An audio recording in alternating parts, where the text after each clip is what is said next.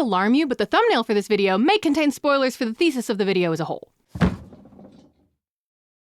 Hi, my name is Haley Whipjack, and I want to talk about Gravity Falls. I want to talk about cartoons and the discourse I missed out on 10 years ago, and I want to do it now. Today we are indeed talking about Gravity Falls, a show you've probably heard of, but maybe you haven't. Gravity Falls is a television show from 2012 made by Alex Hirsch, airing on the Disney Channel for 2 seasons total. It takes place in the teeny tiny town of Gravity Falls, Oregon, where weirdness abounds. It is in fact attracted, like magnetism, to this place. Mabel and Dipper Pines are 12-year-old twins who are there for the summer, living with their great uncle, or grunkle, Stan, a con man who runs a tourist trap called the Mystery Shack. But over the course of the show, we hurtle towards a strange sort of apocalypse called Weirdmageddon. And this event is our focus today. I didn't watch Gravity Falls as a child. It came out when I was 12, and I was too busy watching shows that were not made for children. So instead I watched it in college, and then I rewatched it when everyone started talking about it, and then I rewatched it 2 more times to write this video, to say nothing of the amount of times I have just watched the last 10 episodes of the show on loop. It's possible I have a favorite character, and it's possible that character is only in the last 10 episodes. This video is chock-a-block full of Gravity Falls spoilers, by the way. Just the whole conceit of the video. You should watch Gravity Falls before you watch this. It's a really good show. You should go watch Gravity Falls! So why is everyone talking about Gravity Falls again? That would be because Alex Hirsch released a supplementary book just a few weeks ago called The Book of Bill, named after the show's primary antagonist, Bill Cipher, a dream demon who is sure just a triangle. And if you're wondering why I'm not showing you that book in my hands, it's because it's sold out everywhere near me, and I won't have it for about another 3 weeks. Curse you and your very good book that everyone wants to buy, Mr. Hirsch. I also wanted to buy it. But with everyone talking about it again and me missing the discourse the first time around on account of how I wasn't watching the show and also was 12 years old, I'm seeing some opinions that I initially found quite confusing. The main one that we're talking about today being that Mabel Pines caused Weirdmageddon.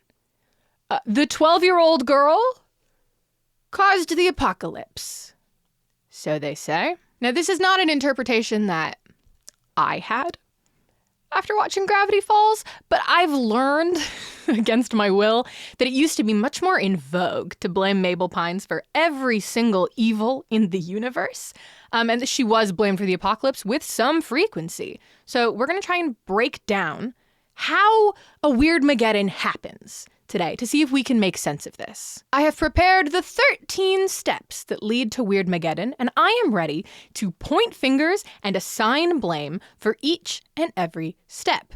So at the end of this, we will be able to say mathematically who ended the world, who are we blaming for Weirdmageddon, and was it Mabel Pines? But before we do, if you wish you could have seen this video before everyone else as a part of a little exclusive club, you're wishing you could have been a part of my Patreon, patreon.com/HaleyWhipjack, where you will also get sneak peeks of my longer videos, like the Once Upon a Time recaps that I am still working on. Sometimes we have to follow the dopamine for a minute, as well as some other secret things that I'm doing, and an extra video every single month. This one just says, she, her, big bad wolf. And why shouldn't they? She's an icon. 2 extra videos this month, actually. Gang, if he lets me keep the dice, that's like a marriage proposal. He's got me keep it.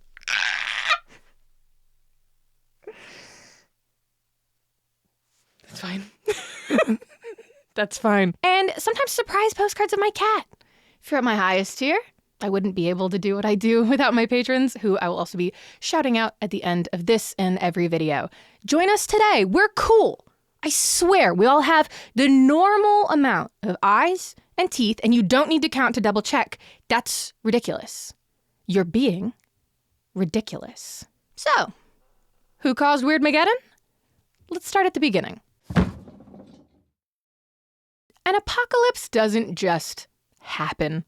Not a Weirdmageddon anyway. It's not like a meteor crashing into the planet. It's a very intentional series of moves on a chessboard. Someone had the idea for it.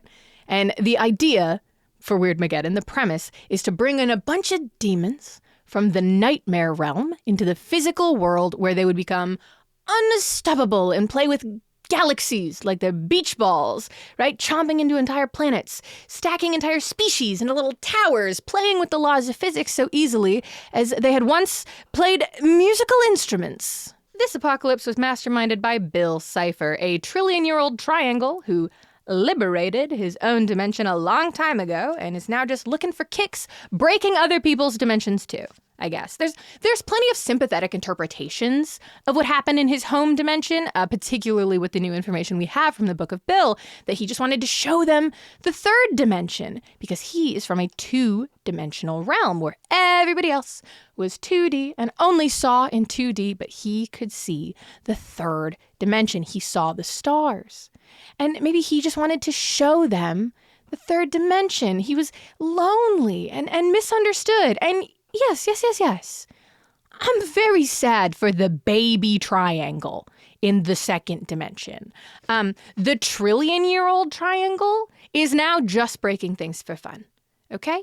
He wants power and worship and to do whatever he wants all the time, and he wants it in the physical reality of the third dimension. These are Bill Cipher's steps to Weirdmageddon. Basically, he's the one pulling all the puppet strings and maneuvering folks around into doing what he wants so that he can get his end goal, apocalypse. All right? And I'm not going to lie. I think it being his idea makes me want to just blame him for the whole thing right off the bat. End the breakdown here. But we will continue. I will see this through. Step 2 of making Weirdmageddon is to find a sad man to emotionally manipulate. And great news! Stanford Pines is ready and available for this service. But I will be clear, the one doing the emotional manipulating of the sad man is Bill Cipher. So he is the one we're blaming for this step, okay? But let's talk about that man he's manipulating. Stanford Pines, twin brother of Stan Lee Pines, son of the world's worst man, Philbrick Pines. I can't go into Philbrick. I can't, but there is trust. It's in there. Stanford wanted to go to a big fancy college to make his family wealthy and proud, but his brother, Stanley, accidentally ruined his big perpetual motion machine project and ruined that opportunity. So instead, Stanford went to a normal college and still did just fine.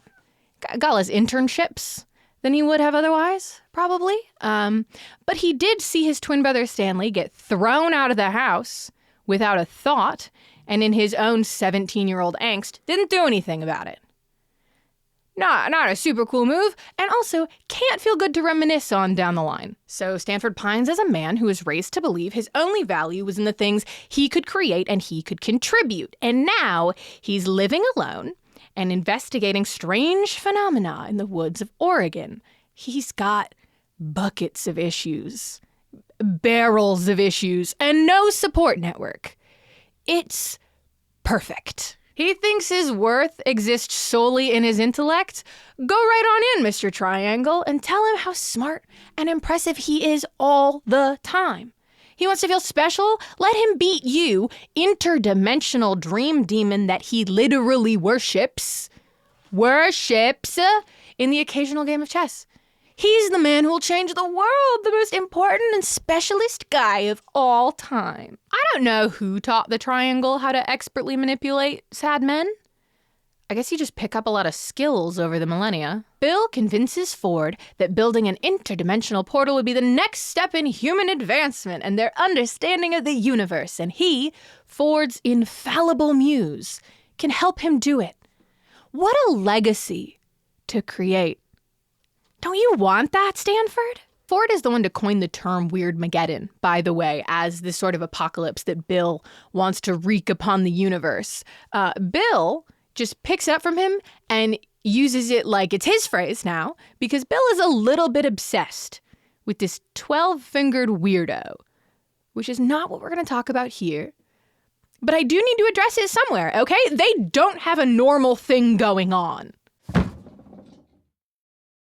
Step 3 to create a Weirdmageddon is to build an openable portal to another dimension. And the one who builds this portal, Is that really sad, man? Isn't it? Due to all that emotional manipulation mentioned in the previous step, a portal to the nightmare dimension is in fact constructed. It is also very nearly completed and opened. The apocalypse is on its way until it's thwarted.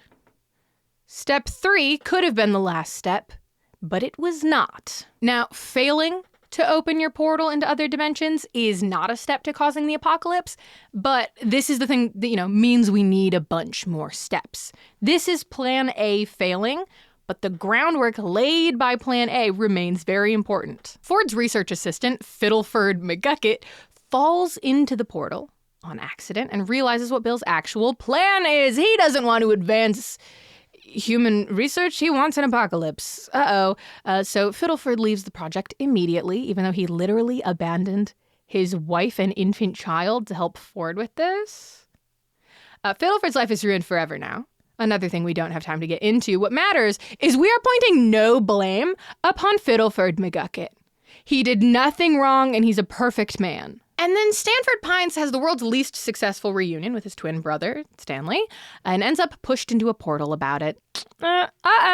Stanley, who drove all the way out to the middle of nowhere to meet up with the twin brother who said nothing when he was kicked out of the house at 17, a decade earlier, and then never reached out to see if his twin brother was dead or alive, even once he had his own money and place and life he could have invited his brother back into. Push Ford into a portal. Stanley pushes Ford into a portal. Stanley had never seen a portal before and didn't know that was an option. I wouldn't even call this Stan's fault. Honestly, it is Ford's fault he fell into that portal. This matters for our steps to Weirdmageddon because, of course, the initial plan failed, but also because Ford was like Bill's human pawn and tether to the third dimension. The whole house that Ford built is kind of a shrine, and I would assume some sort of tether, but Ford was like his little human puppet. And now he doesn't have one of those, which makes it much harder to impress your will into the world. Or at least I would assume it does, because Bill stays really hands-off in Gravity Falls until... Step 4. Grant the Dream Demon access anew to the third dimension and to Gravity Falls. And this we are blaming Gideon Gleeful. This terrible child, that I would also die for, decides to summon a Dream Demon in order to steal from his arch-nemesis, a 60-year-old con man. The child is like 9, by the way, maybe 10, and he desperately wants the deed to a tourist trap so he can tear it down and make a theme park themed after his own face. Also, he's a child star.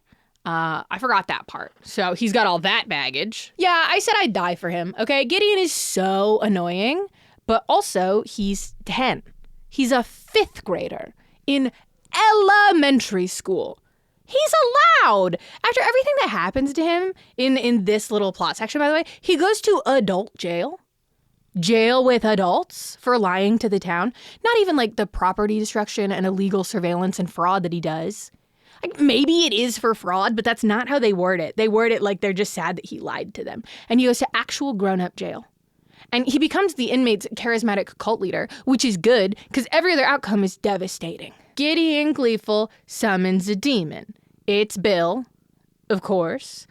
I don't really understand to what extent Bill needed someone to do this, but it certainly put his eyes back on the Pines family tree, and he starts messing with Dipper for a while, which doesn't actually further his needs for the apocalypse thing. He's kind of just being a problem on purpose. Next apocalypse step.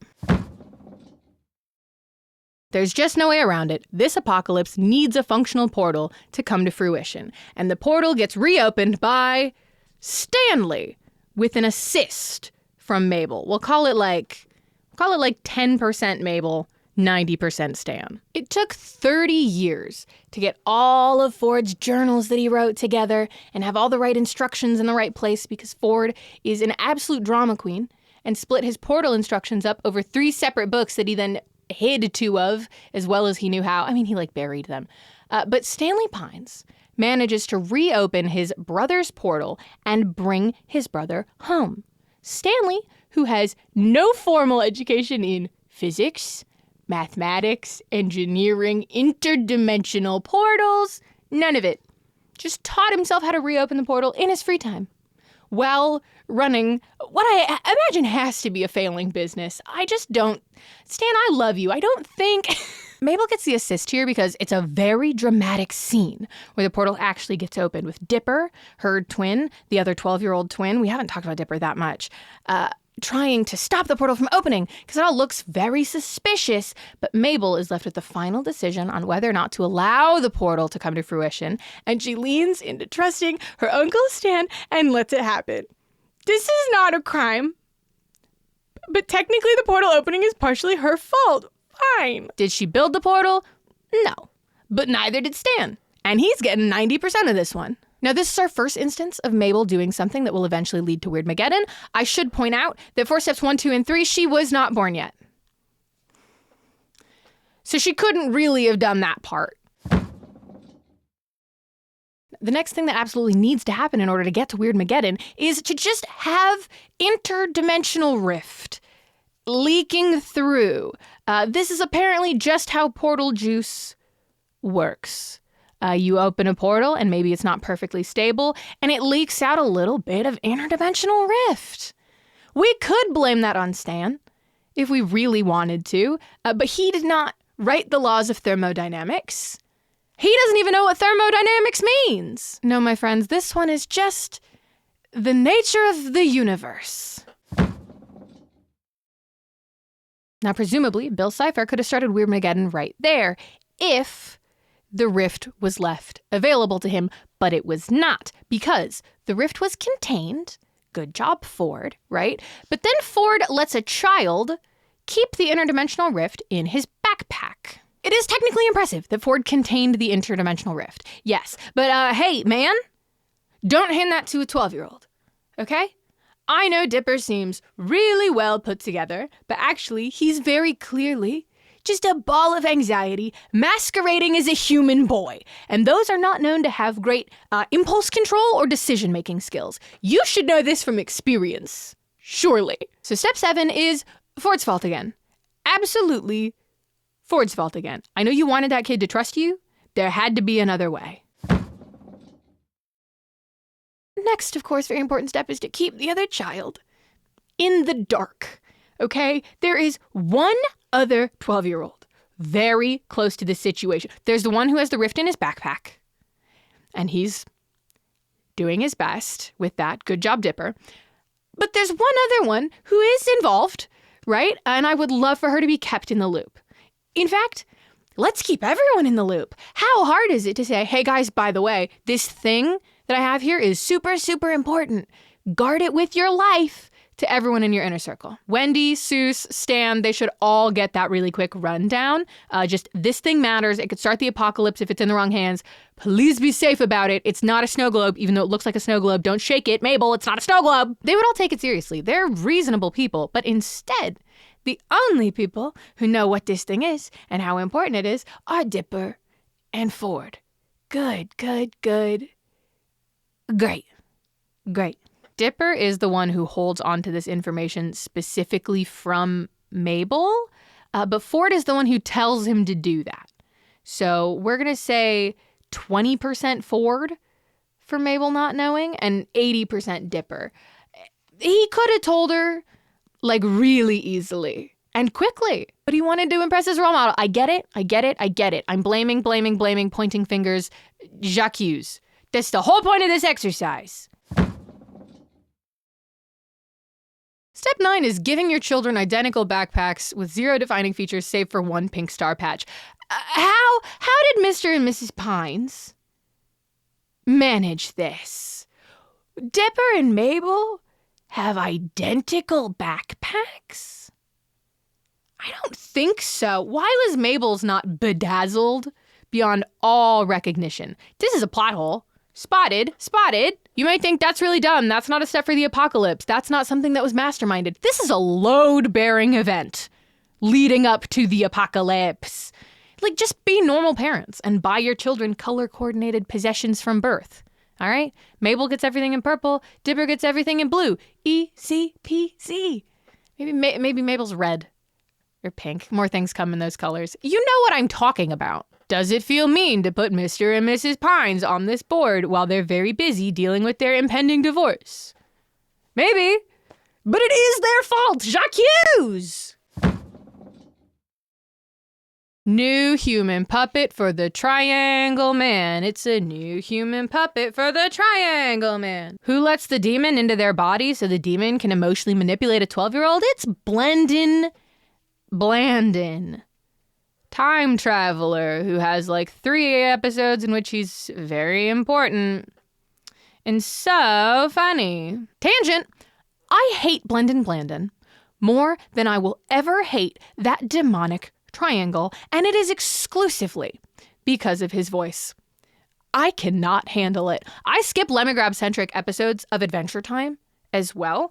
They have the same voice actor doing the exact same terrible voice. I recently, and by recently I mean when I was putting this video together, found out that that's Justin Roiland, who also used to voice both Rick and Morty in the show Rick and Morty, and I don't want to get into Justin Roiland, but I do want to ask why he went with the exact same terrible, grating, awful voice for Morty, Lemon Grab, and Blandon. He can clearly do other voices. I've heard them.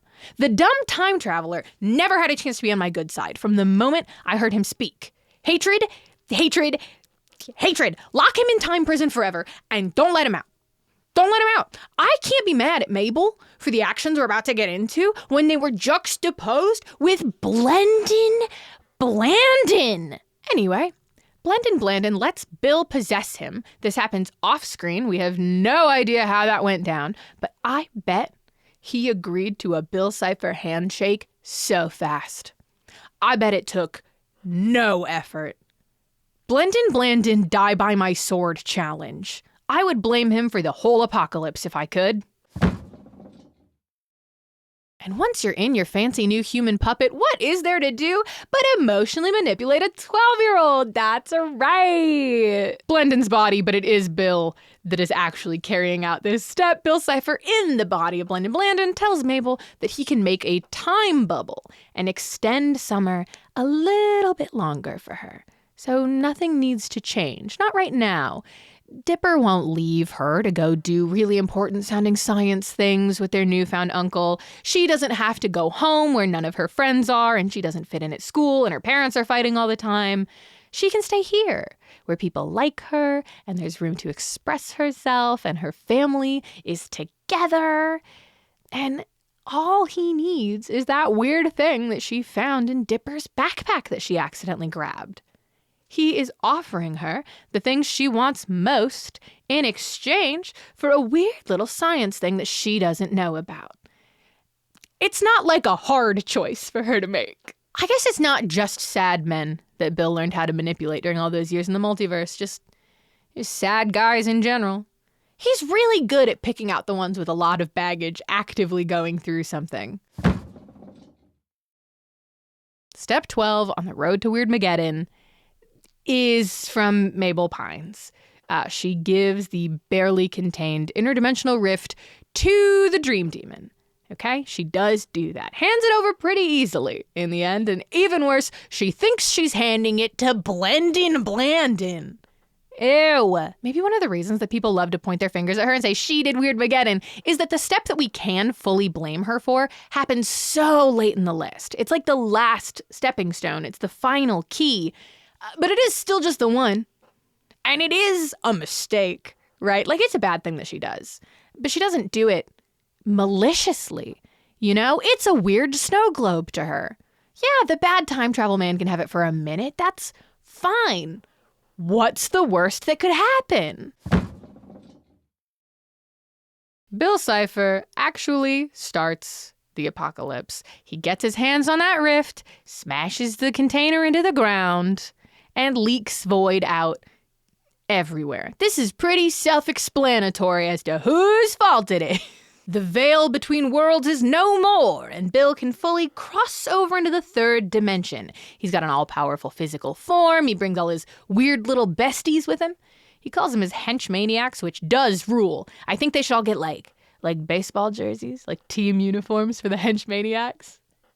Like they're the Monstars. And Weirdmageddon is upon ye. So these are the 13 foolproof steps to starting Weirdmageddon. It's like a nice, easy little roadmap for you to follow if you're also a very bad triangle.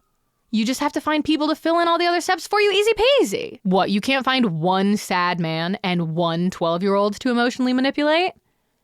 It's like nobody wants to get up and work anymore. Now, stopping the apocalypse is not going to give anybody any points because we are just mathematically saying who started it. But stopping the apocalypse is a group effort. It is made briefly more difficult, in particular by Gideon, keeping the others away from Mabel, but only until they teach him about the power of freely given love. And Ford, policing Stanley's grammar at the world's least opportune moment. Why are you like that?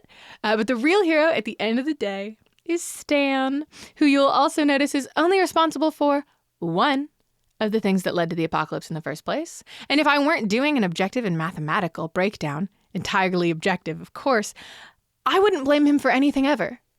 Stan Pines, interdimensional hero, to me. And yes, Ford is still my favorite character.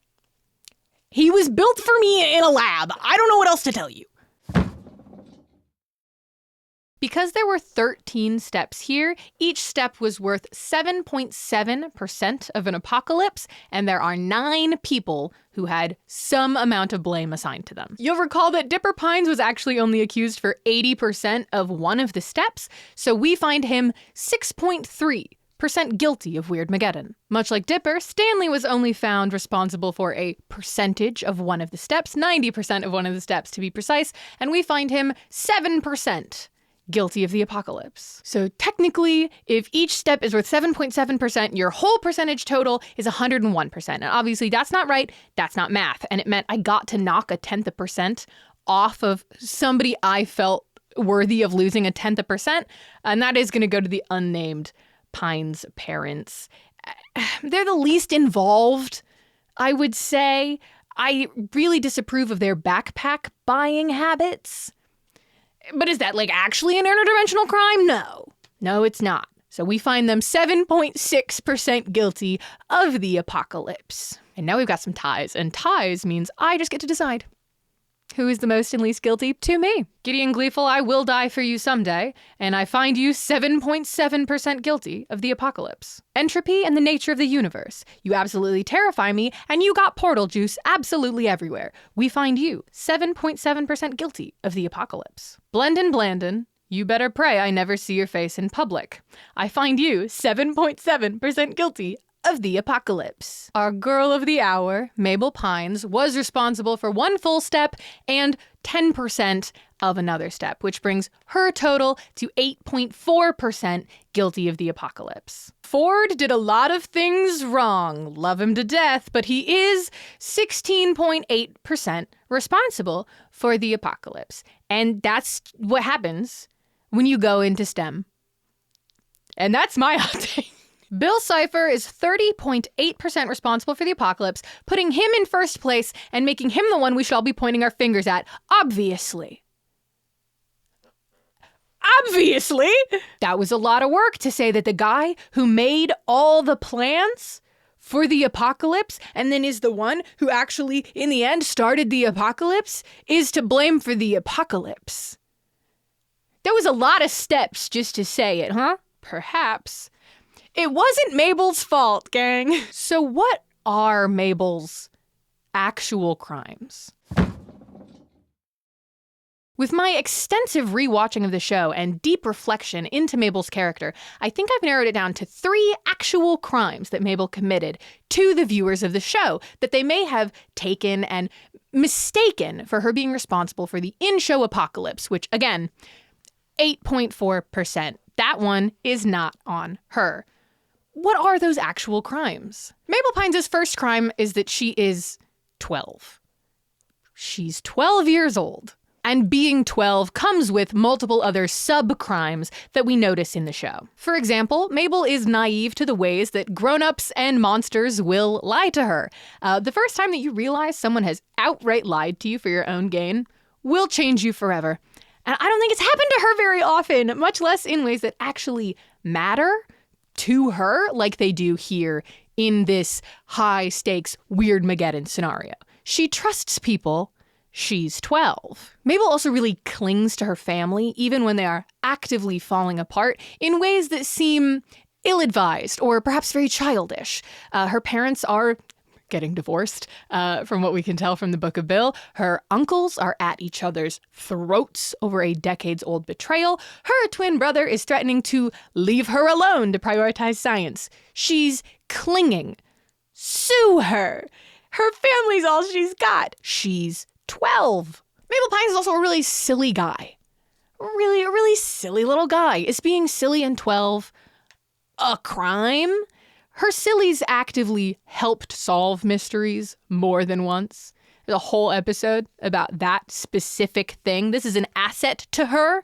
Sue her. She's a goofy little guy because she's 12. But of course, to many viewers, particularly viewers who aren't 12, being 12, that's a crime. Mabel Pines' second crime is that she is a girl. And being a girl also comes with subcrimes as well. For example, Mabel Pines is boy crazy or boy obsessed. She's chasing boys because that is what she's supposed to do. You understand that, right? That's what she thinks she's supposed to do. She doesn't know any of these boys that she's chasing down. She likes the idea of having a boyfriend and like getting that achievement, earning that love, gaining that social capital. She sat down and made a list of potential new crushes that Dipper could have after Wendy officially turns him down. Like, that's the normal thing to do. Like, you should just be making lists of every age-appropriate person in your area and deciding who's the most politically advantageous to attach yourself to emotionally. Her dream boys were Zyler and Chaz. Boys so devoid of thoughts and substance that they weren't even animated in the same style she was. Literally unattainable and unreachable, not even approaching a realistic thing for her to grab. She just wanted to fit in and be liked by everyone possible. And even if you get rid of the idea of obligation or supposed to, she just wants to be wanted. She wants to be loved. Her parents are fighting. She doesn't have any friends at school. Is it any surprise that she dreams of having a boy to stand up for her when she feels less than and that will like her unconditionally? No, that's not a surprise to me. Also, Dipper, her brother, is so Wendy crazy that he almost costs Mabel waddles. Like, he's ready to keep her away from the pig that makes her so happy, just to have an okay day at the fair with a 15-year-old while he's 12. So if this particular subcrime is a crime, Dipper is guilty of it as well. But I don't see us saying that Dipper is wrong or acting in a way unexpected of his age for this. Also a subcrime of being a girl, Mabel focuses a lot on crafts and glitter and aesthetics and sleepovers. She wants to have fun and be silly and make wax sculptures and knit sweaters just as badly as she wants to be taken seriously. Because those things are cute and fun, just like she is. She's just a girl. The third crime that I noticed committed by Mabel Pines is that she is a 12-year-old girl. And I don't know if you've ever been a 12-year-old girl, but there's nothing quite like it. You are suddenly aware that everything is falling apart all the time, and no one understands you. You understand that the world is big and beautiful, but maybe it doesn't want you. Because learning who you are is just like that. It is fighting with your perceptions of yourself and the world's perceptions of yourself and who you want to be and who you want to be perceived as, because those are often very different things. Mabel is so much more self-actualized than most 12-year-olds. She's very sure of what she wants, but man, is she afraid of her life changing, her brother changing. Yeah, she handed over the keys to the apocalypse to Blendon Landon, of all people. But he was promising her the one thing that she wanted, and the thing that she was ashamed to want, for things to be the same just a little bit longer. Were you never a child who felt reality slipping between your fingers? Were you never tempted to grab onto the fabric of your life so tightly and desperately that it tore between your hands? Were you never terrified of the future? Did your happiness never feel fleeting, as temporary as a season? Where is your fear? Where is your joy? Where is your rage? Mabel wants to be perceived, seen, and admired. What she really wants is to be understood. She wants to be allowed to be multifaceted in a world that will put her into a box as soon as she gives them an inch. And she is put into a box again and again, as silly, as unserious, as just a girl, as just a kid. She's so real. She's a cartoon character. She's a caricature. But goddamn, she is so real at the end of the day. I see her. Man, she's just a little girl. And she's 8.4% responsible for the apocalypse.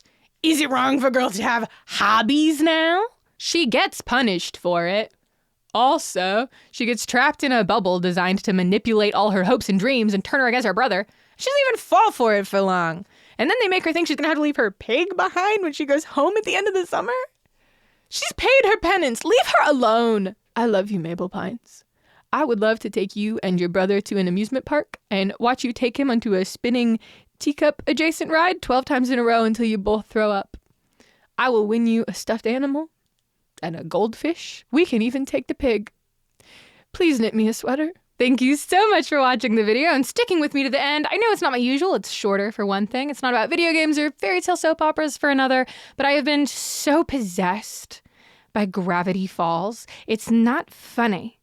I deleted so much Bill Cipher and Stanford Pines ramblings from this because it's not what we're here for.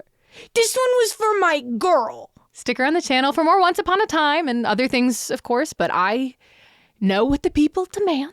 And if you want to be kept fully up to date and receive segments of Once Upon a Time recaps weeks and sometimes literal months in advance before the rest of the general public does, you will find those on my Patreon at any tier. My patrons are wonderful folks who are all completely regular heights with normal hands.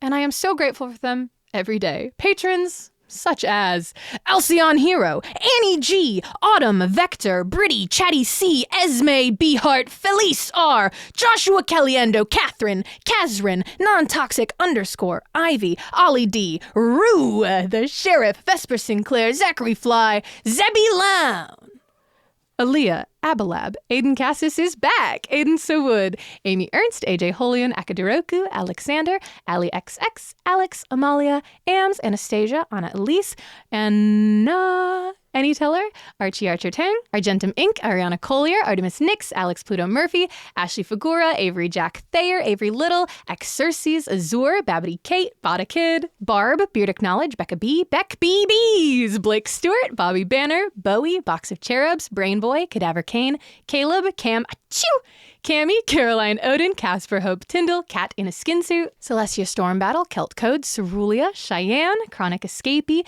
Claire Online, Clever Name, Cloud and Mercury, Connie, Couch Boys, Kuste, Cyrus Moore, Dakota Lewanski, Daniel, Danny B, Daniel Tefke, Declan Roof, Deals, Delaney, Devin Eller, Devin Meskill, Digimaniac 33, Ditto, Drake, Eli Gibson, Elverona, Elysium, Embers, Emma B, Emma S, On B, Ennui, Aaron Rumsey, Evil Scrump, Far Out Wonder, Fish, Fletcher Sanderson, Flub, Foolery with Nori, Funky Elvis Monkey, Finch R, Gabriel Lairbag, Giant, Graham Harrison, Gregory Wise, Gungilf, Hale, Hannah Anderson, Harley, Harper Hex, Haven 2010, Heather Reed, Henry, Holly May, Hot Singles, Idiot Lesbian, Infinity Girl, Insane in the Brain, It's a Secret, Izzy Alexander, Jack Anderson, Jackie, Jacob Chisholm, James Sommers, Jamie, Jasmine, Jay Ocha, Jane, Jenny Fosnocht, Jenny Waboom, Jericho, Jessicapade, Jet, Jordan, Jordy LaForge, Jubilee, Julia S., Juliana Backer, Julia Stonky, Kate, Cavo Conrad, Kamaria, Kate Burchett Nelson, Kate Levia, Kathleen, Catherine Hill, Kelty Rodriguez,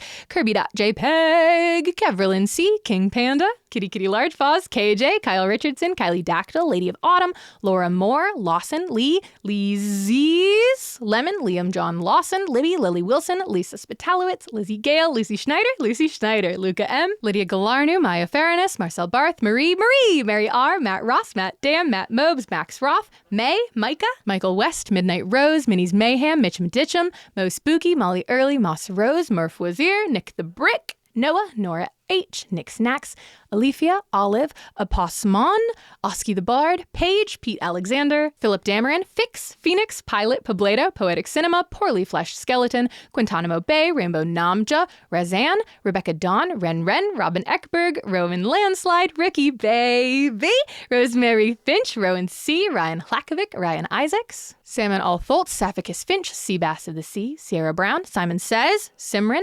Site 42, Space Battery, Spartan Warrior, Spapples, Spicy Mushrooms, Steen, Steph Bell, Stephanie Yu, Styx, Sydney, Silas S, Taylor Burke, Tex the Gentle Giant, The Fake Zodiac, Timus Guzzo, TJ Dash, Toby Springer, Tommy Peterson, Trissa Dale, Tyler Whitsitt, Your Mom, The Valhallen, Vanillan Zunker, Vunks Funks, Weather Waxes, Will, Wood, Woody Daniel, Xander, Yes, Chef, Yizna, Ngve Leo, Zachary Wayman, and Zane. Thank you all so much. Hermes popped back up just now to say thank you as well. And we will see you all next time.